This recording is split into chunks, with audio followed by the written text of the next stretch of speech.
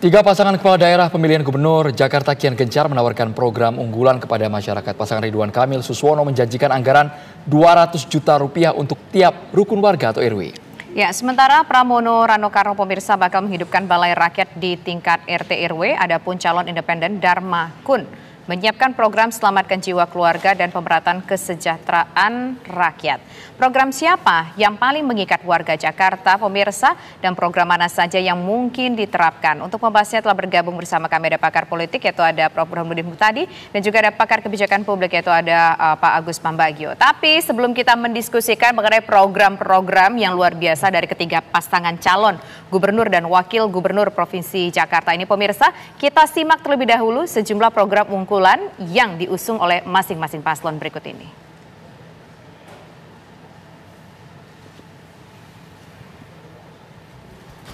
Kita lihat dulu dari Ridwan Kamil Suswono, ada program setiap RW dapat anggaran 100-200 juta, kemudian mobil curhat, Car Free Day per kecamatan, anak sahabat lansia, mengubah tawuran jadi festival, sampai kredit tanpa bunga. Kemudian untuk program yang diajukan oleh Pramono Anung Rano Karno pemirsa, adanya balai rakyat di level RT dan RW, kemudian jalan layang khusus motor dan sepeda, semua RT dan RW memiliki kamera pengawas dan memperpanjang jalur LRT. Sementara itu Dharma Kun punya program Selamatkan Jiwa, gratiskan Jakarta International Stadium atau JIS, dan desain ulang tata kota. Ya, pertama saya ingin ke Pak Agus Pambagio terlebih dahulu. Pak Agus Pambagio, sebagai pengamat kebijakan publik, program mana yang menurut Anda punya nilai tawar paling tinggi untuk Jakarta? Gini, di negara yang hobinya korupsi itu, program-program itu mayoritas mengundang orang untuk mengutil duit negara. Ya, contoh misalnya itu tadi 100-200 juta, itu di Bandung nggak ada hasilnya rasanya. Terus 100-200 juta itu udah pasti nanti dipotong sekian-sekian, paling tinggal 50-60%. Jadi nggak akan jalan. Terus program curhat, gimana mekanismenya orang mau curhat? Mobil curhat. Ya kan? Mobil curhat, datang ke mobil terus curhat gitu. Kan aneh juga ya, saya nggak tahu mekanisme seperti apa, tapi itu akan sulit dilakukan. Bagaimana caranya, mekanismenya harus dijelaskan. Nah, itu semua program itu tentu perlu detail. Dan kalau yang tadi Pramono Anung itu jalan layang untuk motor, saya rasa itu akan rumit karena Jakarta sudah padat, bangunnya seperti apa. Malah lebih baik menguatkan pembangunan transportasi umum yang murah atau bahkan gratis supaya orang pindah semua. Kan motor terjadi karena tidak ada interkoneksitas antar kendaraan angkutan umum. Kemudian juga kalau yang menyiapkan balai desa ini kan sebenarnya cenderung lebih kepada apa yang pernah dilakukan oleh Ahok dengan RPT tempat bermain kumpul gitu ya. Itu lebih menurut saya lebih masuk akal karena Jakarta daerah padat terutama itu sulit rumahnya itu petak-petak ngumpul di situ. Jadi saya dulu pernah bilang bahwa program yang mengumpulkan tempat apakah balai desa atau tempat bermain itu adalah program KB. Karena orang akan datang ke situ, ke tempat itu, dia berolahraga, bercengkrama, dan sebagainya, masuk rumah, sudah malam, lelah, tidur. Karena rumah itu petaannya 2x4, 3 kecil nyampur, anak, ibu, cucu bahkan. Nah itu berbahaya secara sosial. Jadi program itu lebih masuk akal. Kalau program yang makan gratis biar sehat gitu ya, itu juga program penuh korupsi itu. Di wilayah saya, di RW saya itu, dikasih 12.500 yang diberikan ke orangnya, ke anak-anaknya 5.000. Sisanya disunat di kelurahan di mana-mana. Jadi itu riskan sekali. Itu menurut saya. Kalau ini Pak Agus Pambagio dari Dharma Pangrukun Kunwardaya, program selamatkan jiwa keluarga, kemudian gratiskan JIS serta desain ulang tata kota, tepatnya desain ulang jalur Transjakarta. Ya, oke. Di Transjakarta sudah punya rutenya 13 yang belum semuanya penuh ya. Itu rute tata. Yang penting gini, kalau menata angkutan umum itu harus first mile, last mile. Jadi keluar rumah itu sudah ada angkutan umum, kemudian dia turun di mana, di situ juga sudah ada angkutan umum, tinggal jalan kaki. Itu dibenahi. Bagaimana first mile, last mile dibenahi daripada aneh-aneh membuatnya. Karena kan Jakarta hanya perlu itu saja, perlu angkutan umum yang terintegrasi sehingga orang tidak bawa kendaraan pribadi. Oke, Baik, sekarang kita ingin menuju ke Prof. Burhan. Prof. Burhan, kalau Prof. Burhan melihat program-program ditawarkan oleh ketiga paslon ini seperti apa? Apakah ini cukup seksi, cukup menarik bagi pemilih Jakarta? Memang bedanya Pilkada 2024 dibanding sebelumnya adalah tidak ada calon gubernur petahana. Dan ini menyulitkan, terutama buat kandidat yang berasal dari kubu penantang. Karena tidak bisa memberi semacam program yang membedakan dengan apa yang sudah dilakukan oleh petahana. Nah, ini berbeda misalnya dengan 2017, saat itu petahananya jelas, yaitu Ahok. Kemudian 2024 kalau misalnya Anies maju, itu jelas siapa yang mau di-challenge. Programnya Anies plus minusnya seperti apa. Nah, kali ini tiga pasangan ini tidak ada yang punya diferensiasi, terutama dari latar belakang kepetahanaan. Nah, Ridwan Kamil tidak bisa disebut sebagai petahana, meskipun dia didukung oleh 18 partai yang sebagian besar itu berasal dari pemerintahan pusat. Nah, itu yang pertama. Poin saya yang kedua, Disa, saya terus terang melihat dari sisi pertama adalah program, dan program itu tidak bisa diletakkan dalam ruang hampa. Karena program yang ditawarkan oleh calon gubernur atau wakil gubernur itu kan konteksnya dalam rangka mencari simpati elektoral. Nah, kalau misalnya kita lihat dari sisi itu, mungkin kita bisa mendapatkan informasi masalah mendesak apa yang dianggap penting oleh warga Jakarta. Nah, kalau kita lihat beberapa temuan survei terakhir, apa yang dianggap mendesak oleh warga Jakarta itu memang agak berbeda dengan temuan-temuan survei sebelumnya yang umumnya berkaitan dengan masalah urban. Nah, belakangan itu muncul isu berkaitan dengan daya beli masyarakat yang turun. Sebelumnya nggak pernah warga Jakarta menyebutkan isu ini di top priority mereka. Kemudian yang kedua, itu masalah pekerjaan. Itu juga sebelumnya nyaris tidak pernah. Tetapi survei-survei terakhir di Jakarta, dua isu ini tuh paling atas tuh. Mungkin berkaitan dengan isu deflasi. Udah beberapa bulan terakhir kita mengalami deflasi, daya beli masyarakat turun, dan itu punya impact kepada warga Jakarta. Artinya program jangka pendek terkait dengan peningkatan daya beli masyarakat, plus yang kedua adalah berkaitan dengan penyediaan lapangan pekerjaan, itu krusial. Selain isu-isu urban yang masih sering muncul disebut oleh warga Jakarta dalam survei. Yang pertama yang saya terus terang kurang melihat dari ketiga paslon ini, skema dan sekaligus tawarannya apa, yang sering disebut adalah transportasi publik. Nah, apa kira-kira tawaran konkretnya yang tidak sporadis tapi betul-betul konkret dan terintegrasi. Yang kedua, ini juga tidak disebut secara spesifik baik oleh Ridwan Kamil, oleh Pramono Anung maupun oleh Dharma, yaitu penanganan banjir. Itu nomor 4 itu dalam survei itu. Jadi banjir bahkan lebih urgent dibanding macet agak turun ya. Sebelumnya, terutama sebelum kita punya MRT dan LRT, macet selalu nomor pertama menurut warga Jakarta, tapi belakangan agak turun, justru banjir. Dan kita belum tahu proposal apa yang ditawarkan oleh ketiga paslon. Termasuk misalnya ini yang masalah urban yang sering disebut top 5, pengelolaan sampah. Apa tawarannya ini? Nah, dan terakhir adalah air bersih. Nah, menurut saya 4 isu ini, selain 2 isu pertama yang berkaitan dengan penurunan daya beli maupun penciptaan lapangan pekerjaan, itu belum diberikan proposalnya secara menyeluruh oleh ketiga paslon. Baik, Prof. Burhan, tapi kalau yang sekarang, Prof. Burhan melihatnya apakah dengan hal konkret seperti dikucurkan dana ratusan juta rupiah ke masyarakat, ke tingkat RW, ke tingkat RT, apakah itu dirasa tidak bisa menarik simpati warga, Prof. Burhan? Nanti dijawabnya usai jeda berikut pemirsa. Prof. Burhan, kita tahan dulu jawabannya. Kami kembali sesaat lagi. Sebelum ke Pak Agus, kita ke Prof. Burhan. Sebenarnya seberapa besar, Prof, dari program yang saat ini sudah mereka tawarkan meskipun belum menyentuh kaum urban bisa mempengaruhi tingkat keterpilihan warga di Jakarta, Prof? Pertama, tergantung ini, Andrew. Tergantung berapa banyak warga Jakarta yang memilih berdasarkan program. Nah, dari data longitudinal sebelumnya itu menunjukkan warga yang tertarik dengan isu-isu semacam ini itu kurang lebih sekitar 33%. Sepertiga warga yang peduli sama isu-isu programatik semacam ini. Artinya ada 2/3 pemilih yang memilih tidak didasarkan pada program, tapi bisa karena kesamaan sosiologis atau primordial, bisa karena faktor etnik, agama, termasuk masalah jaringan sosial. Jadi ada banyak faktor yang menjelaskan perilaku pemilih.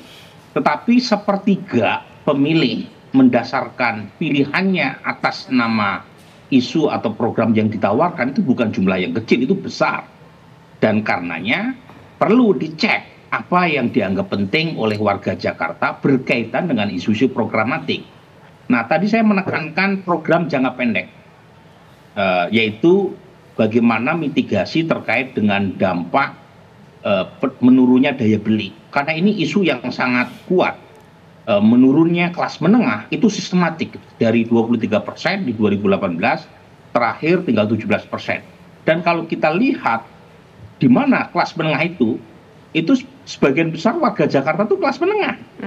Dan itu menjelaskan mengapa belakangan outlet sepi, ya, daya beli merosot, kemudian banyak sekali terjadi economic slowdown. Itu perlu penanganan jangka pendek. Nah, kalau misalnya nih ya, diberikan 100 sampai 200 juta tiap ketua RW, itu bisa menimbulkan masalah yang tadi Mas Agus sebut. Jadi nggak nyampe pada pemilih, pada warga yang membutuhkan. Karena kemudian ada semacam upeti kan, yang dikutip oleh ketua RW atau ketua RT. Mungkin ketua RW tadi akan tertarik dengan isu program 100 sampai 200 juta. Tetapi kalau kemudian justru menimbulkan kemarahan publik karena warga merasa haknya tidak diberikan seluruhnya, itu justru bisa jadi bumerang buat pasangan Ridwan Kamil Suswono. Oke, nah sekarang saya ingin menuju ke Pak Agus. Pak Agus, dengan kondisi seperti ini kita sudah melihat program-program apa yang ditawarkan oleh masing-masing calon dengan kondisi Jakarta terkini. Sebetulnya program apa sih yang paling urgent untuk jangka pendek dan juga jangka menengah bagi Jakarta? Bagi Jakarta tadi sudah disampaikan panjang lebar oleh Mas Burhan. Jadi begini, ini emang ekonomi. Kalau kita bilang ekonomi seperti apa? Nah, ekonomi kita sudah dibiasakan dengan ekonomi bansos kan. Jadi akan ramai kalau itu bansos. Nah, tapi itu kan tidak mendidik. Ini terbukti sekarang. Nah, jadi yang Jakarta itu sebetulnya kan yang menjadi persoalan itu adalah macet dan jangka panjang ini ya, bukannya macet dan banjir. Karena situasi geografis Jakarta itu sudah terus menurun karena land subsidence, karena banyak air di Jakarta mengambil air dari tanah. Nah, ini yang harus dibereskan. Tidak perlu jangka pendek sekali. Jangka pendek sekali adalah mengatur tadi rute dari angkutan umum. Jangan dicampur, sekarang sudah lumayan nih, sejak zamannya Anies lumayan, tidak tercampur lagi angkot dengan macam-macam. Tetapi itu belum baik. Kerjakan Jaklingko itu peredarannya yang jangka pendek nih. Jaklingko bereskan ke seluruh pelosok daerah-daerah perumahan, daerah-daerah pendidikan, sekolah gitu ya, supaya orang bisa naik Jaklingko. Karena naik Jaklingko itu kan gratis. Nah, lalu Transjakarta dilengkapi semuanya. Jadi Transjakarta dapat umpan itu dari Jaklingko itu. Begitu juga dengan MRT. MRT akan selesai tahun depan katanya 2025 sampai ke Priok sana. Tinggal yang East West. Nah, itu masih lama, itu bisa 5 tahun paling cepat.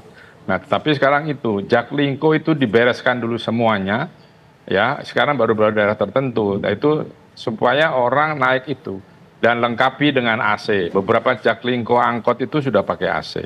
Itu karena suhu di kita juga semakin tinggi, sehingga itu akan mudah. Kalau banjir itu selesaikan sodetan-sodetan itu.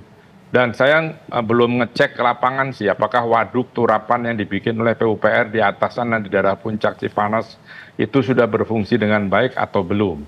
Karena dengan gundulnya area di sana, waduk itu menjadi penting untuk menahan gelontoran air hujan dari daerah yang di pegunungan, tapi pohonnya sudah menipis.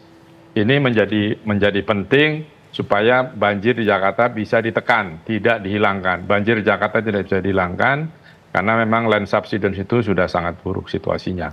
Itu dulu yang penting harus diselesaikan. Kalau makan gratis, udahlah. Pengalaman saya di RW saya sini setengah mati untuk menemukan siapa sebetulnya yang nyolong uang itu. Banyak, dan itu ya pejabat-pejabat Pemda itu. Nah, ini yang menurut saya perlu jangan diberikan lagi yang yang tunai untuk peningkatan gizi kah, untuk stunting kah, untuk apa, yang mengawasi siapa? Pak Lurah, Kepala Dinas Kesehatan. Ya kalau mereka bisa mengawasi dengan baik dan ada law enforcement yang kuat, itu pasti keren hasilnya. Tapi kalau tidak, ya itu tadi. Susah kita menahan korupsi di level yang bawah. Kalau masalah ini Pak Agus, masalah menahun di Jakarta mengenai kemacetan, ada salah satu pasangan yang menginginkan jalur LRT, MRT diperpanjang sampai Bekasi dan juga Tangerang. Nah, yang LRT kan desainnya sampai Bogor, sampai Bekasi, sana sudah. Tinggal diteruskan, cuman punya permasalahan teknis kan LRT itu, karena biasalah paling isunya korupsi lagi. Jadi lebar rel dan sebagainya sehingga tidak bisa cepat dia. Nah, kalau cepat itu cukup berbahaya. Kalau MRT sedang dibangun dengan Lon Jepang kan, yang ke arah utara sana sudah hampir selesai. Tinggal yang belum timur barat. Nah nanti dipastikan kalau ketika MRT sudah jadi, itu kan silang itu. Lalu ada LRT sekarang yang punya DKI itu yang dari mana Kelapa Gading akan sampai terus ke Duku Atas dan sebagainya, itu jangan saling tumpang tindih. Karena kalau sulang tumpang tindih itu akan kanibal. Jadi dipastikan konektivitasnya jelas. Jadi orang lompat-lompat itu tidak usah bayar lagi, tapi konektivitasnya jelas sehingga tidak double-double. Seperti misalnya LRT, kalau nanti sampai Bogor itu double dengan KCI, Jabodetabek kereta KRL itu. Cuma pangsanya beda, satu mahal, satu murah karena disubsidi. Nah ini jangan sampai berulang seperti itu sehingga betul-betul lingkarkan. Di Jakarta harus silang dan melingkar. Nah yang melingkar siapa? KRLK, yang silang siapa? MRT, sisanya untuk feeder itu bisa LRT, bisa Transjakarta, ditambah ujungnya yang ke perumahan itu harus Jaklingko. Oke, baik. Sekarang saya ingin menuju ke Prof. Burhan. Mas Burhan, kalau tadi disampaikan kalau tidak salah hanya sekitar 30% saja warga DKI Jakarta ini yang memang memberikan perhatian untuk program-program yang disampaikan oleh masing-masing paslon. Nah, angka 30% itu kalau dilihat dari background calon pemilih dan juga dilihat dari kondisi geografis dan posisi mereka masing-masing, 30% itu lebih banyak akan jatuh kemana sih di antara ketiga itu, Mas Burhan? Pertama kita bisa lihat dulu ya, demografi pemilih yang menganggap penting program yang disampaikan oleh para calon. Nah umumnya demografinya itu dari sisi socio-economic structure-nya itu tinggi. Jadi tingkat pendidikan kelas tinggi, kemudian kelas menengah atas dari sisi pendapatan. Kemudian kalau kita lihat dari sisi demografi, umumnya mereka tinggal di sebagian Jakarta Pusat, kemudian Jakarta Selatan, Jakarta Barat, dan terutama di Jakarta Utara juga. Jadi itu profil pemilih yang menganggap penting isu program dalam pemilu. Intinya adalah faktor pendidikan yang membuat mereka penting menilai soal elektoral dari sisi programatik. Nah pertanyaannya kemana pilihan mereka? Nah saya belum punya data terbaru setelah pendaftaran calon ke KPUD ya. Tetapi kalau kita lihat dari sebelumnya, dari data sebelumnya, memang Mas Pram belum muncul ya. Waktu itu survei saya di bulan akhir Juni 2024, Mas Pramono elektabilitasnya masih sangat rendah karena belum dimunculkan oleh partainya sebagai calon. Nah, jadi saya tidak tahu persis ya kira-kira siapa yang akan mendapatkan limpahan suara dari pemilih yang mementingkan aspek program ini. Tetapi menurut saya para calon juga belum secara komprehensif, Tisa. Kita kan belum mendengar secara menyeluruh, secara detail, komprehensif, tawaran program apa. Yang kita dengar kan sporadis saja tuh. Ada pertanyaan dari wartawan, kemudian dijawab secara apa adanya, ya, secara minimalis oleh para calon, tanpa kita melihat blueprint-nya seperti apa, kemudian uangnya dari mana gitu. Ini uang ini penting, karena kalau kita melihat gejala ekonomi sekarang yang begitu lesu ya, kemudian tahun depan ada jatuh tempo utang 8 ribuan triliun kalau tidak salah ya, kemudian juga ada banyak 800 atau 8.000 saya lupa persisnya, tapi intinya kalau misalnya ekonomi lesu, pajak kan akan berkurang, dan kalau pajak berkurang otomatis kegiatan untuk program yang tadi itu menjadi sangat terdampak tuh. Jadi poin saya, harus dipikirkan bukan semata-mata daftar keinginan, tapi juga daftar kebutuhan dan visibility-nya terutama dari sisi anggaran. Baik, terima kasih banyak Prof. Burhanuddin dan juga Pak Agus Pambagio sudah bergabung di Kabar Petang.